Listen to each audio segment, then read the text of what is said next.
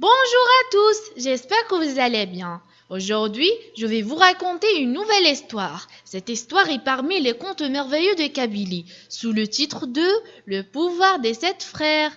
Bonne écoute. Dans un pays lointain, il y avait un sultan qui désirait marier sa fille unique. Dès que la nouvelle fut répandue, les prétendants vinrent nombreux au palais, chacun se targuant d'être le meilleur parti en tout point, ne sachant pas comment choisir son futur genre parmi tant de jeunes hommes, en apparence tous aussi brillants et méritants les uns que les autres. Le sultan se retira dans son jardin pour examiner dans la sérénité la question. Pendant qu'il était perdu dans ses pensées, il aperçut un papillon sur une fleur. Une idée lui traversa l'esprit. Il captura le papillon et l'enferma dans une musette qu'il portait en bandoulière. « Mon gendre sera celui qui saura deviner ce que renferme cette musette, » dit-il à haute voix, sans se douter qu'il avait été entendu par sa fille qui n'était pas loin, occupée à la surveiller depuis un instant. Le sultan revint dans la salle où les prétendants attendaient avec impatience. Il suspendit la musette au-dessus du trône et déclara qu'il donnerait à sa fille à celui qui devinerait la chose qui se trouvait dans la musette. Chacun avança un nom pour désigner la chose mystérieuse. Ils pensèrent à tout, mais personne ne fut servi par la chance. Le mot papillon n'effleura jamais leur esprit. Le sultan congédia tout le monde. Il s'apprêtait à se retirer dans ses appartements lorsqu'un prétendant se fit annoncer. C'était l'ogre descendu de la montagne, non sous les traits hideux et terrifiants d'un monstre, mais métamorphosé en un beau jeune homme aux manières distinguées. L'ayant vu passer sous sa fenêtre, la fille du sultan avait été fortement émue par sa belle apparence.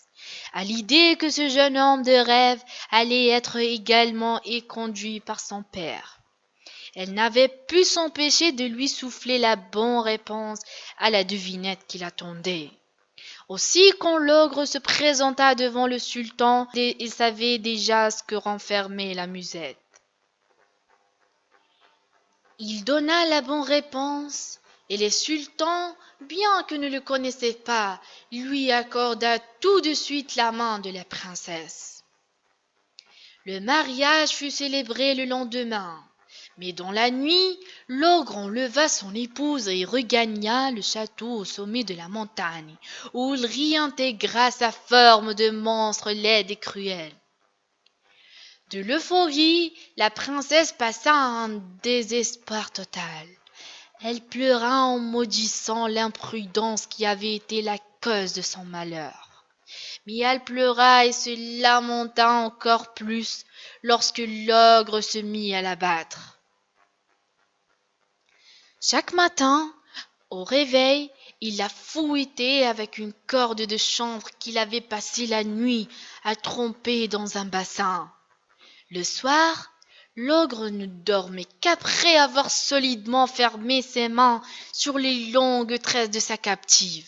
Soudée ainsi à lui, la pauvre fille ne pouvait pas faire un mouvement sans le réveiller. Dans son palais, le sultan se consumait lui aussi de désespoir en maudissant la légèreté de son comportement.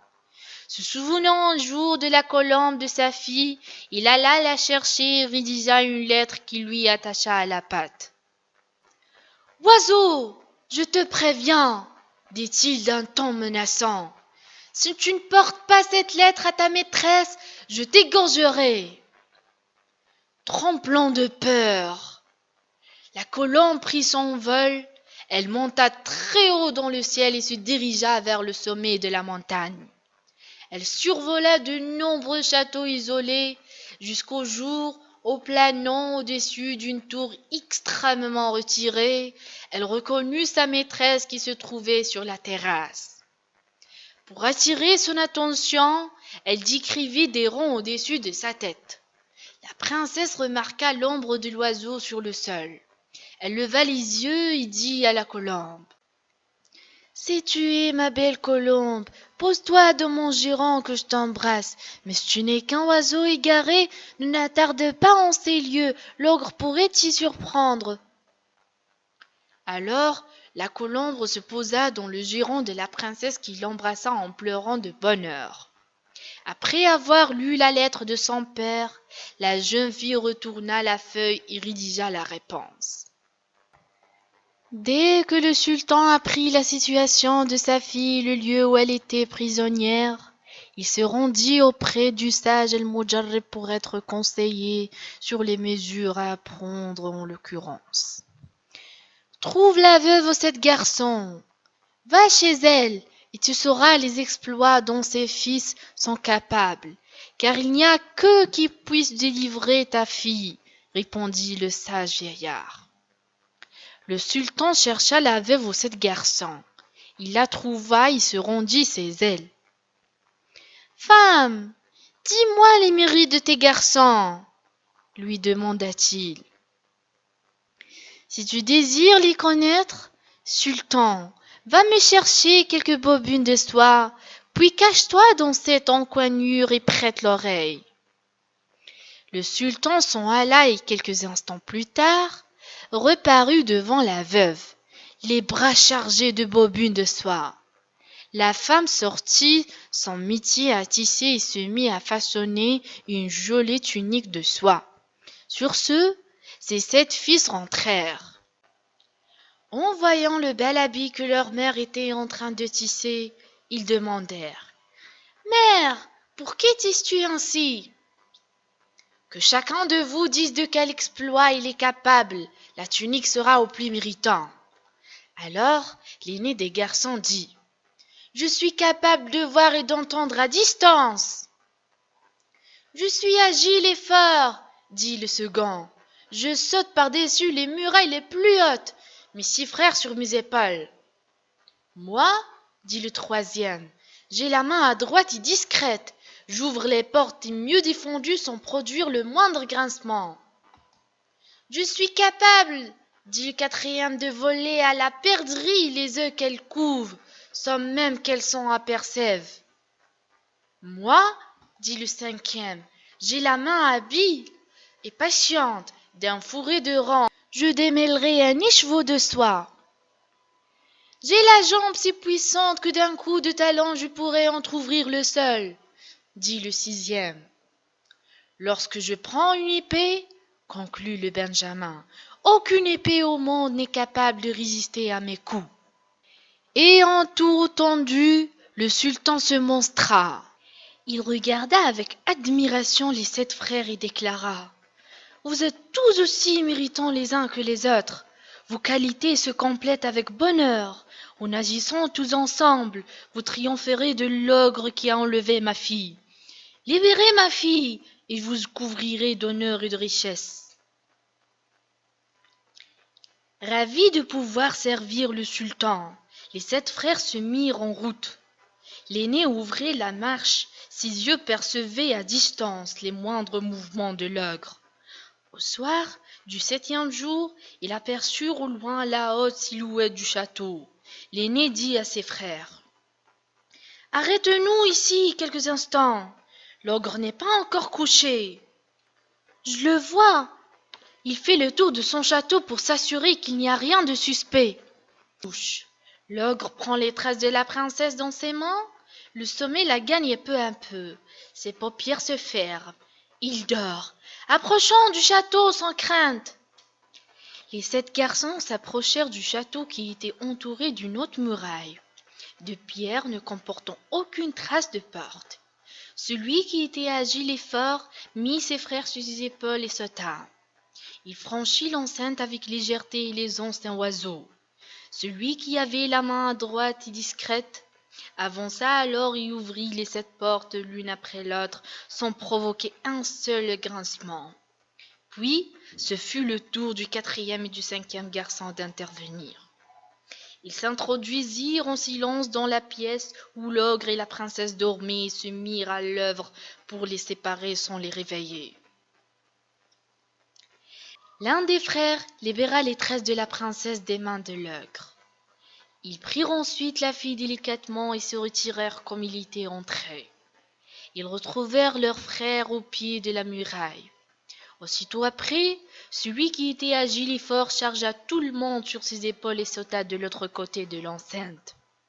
Comme la fille du sultan dormait toujours, les 7 frères se relièrent pour la porter.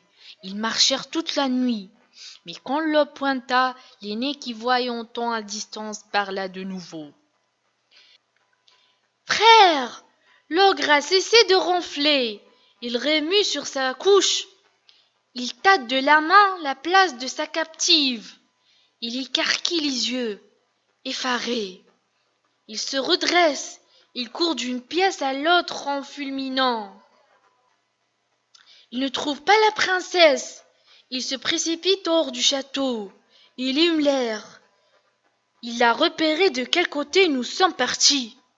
Le voilà qui se lance à nos trousses.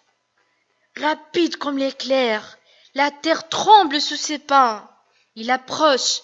Il va nous rattraper. En entendant ces paroles, celui qui avait la jambe puissante donna un formidable coup de talon sur le sol qui s'entr'ouvrit aussitôt. Le groupe entra dans la crevasse et la terre se renferma au-dessus des têtes. Alors l'aîné reprit la parole. « L'ogre est juste au-dessus de nous. Il est dans une colère terrible. Il souffle et bave. Il a perdu notre trace. Il est perplexe. Il tourne en rond, sachant que nous ne sommes pas très loin. Allons-nous demeurer bloqués dans cette crevasse ?» À cette question, le Benjamin, qui n'avait encore rien fait, répondit en brandissant son épée. « Restez là. Je sors pour tuer l'ogre. Je vous appellerai le moment venu. » Sur ce, il donna un coup d'épée et la terre s'entr'ouvrit pour lui livrer passage. En le voyant surgir devant lui, le bras armé et menaçant, l'ogre tira promptement son épée pour faire front. Mais à peine eut-il le temps de lever qu'elle vola en 2 morceaux sous le premier coup du jeune garçon. Désarmé, l'ogre détala. Le jeune garçon le poursuivit. Il le rattrapa et le terrassa d'un seul coup d'épée qui le transpéra du part en part. Il appela ensuite ses frères et tout le groupe se remit en marche, définitivement délivré de la peur de l'ogre. Au 7e jour, les 7 garçons et la princesse arrivèrent à la ville où le sultan, le cœur serré d'angoisse, attendait impatiemment leur retour. Heureux de retrouver sa fille saine et sauve, le sultan organisa une grande fête à laquelle furent conviés tous les habitants de la ville et couvrit d'honneur et de richesse les héros de cet exploit. On est arrivé à la fin de l'histoire, j'espère qu'elle vous aura plu. Si vous avez aimé la vidéo, abonnez-vous à notre chaîne, laissez-nous un j'aime, n'hésitez pas de réagir en commentaire. Soyez au rendez-vous dans une nouvelle vidéo avec une nouvelle histoire. Au revoir.